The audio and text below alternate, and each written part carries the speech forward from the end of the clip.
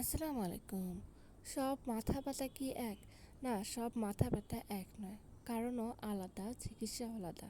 Tension headache, মাথার দুপাশ চেপে ধরে ব্যথা। স্ট্রেস, ঘুম কম, মোবাইল বেশি ব্যবহার।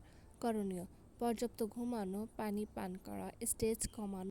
মাইগ্রেন, মাথার এক পাশে ধকধক ব্যথা, বমি বমি ভাব, আলোর শব্দে বিরক্তি, 4 থেকে 72 ঘন্টা পর্যন্ত থাকতে পারে। করণীয়: ট্রিগার এড়িয়ে চলা, অন্ধকার রুমে বিশ্রাম করা, প্রয়োজন মতো নির্দিষ্ট ওষুধ গ্রহণ করা।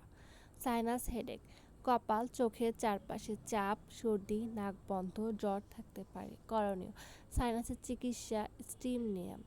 ক্লাস্টার হেডেক, চোখের একপাশে তীব্র জ্বালাপড়া, ব্যথা একই সময়ে বারবার হয়, দ্রুত চিকিৎসা দরকার। বিপদ সংকেত: হঠাৎ তীব্র মাথা ব্যথা, মাথায় আঘাতের পর ব্যথা, কথা জড়ানো, হাত পা অবশ, জ্বর ও ঘাড় শক্ত হয়ে যাওয়া।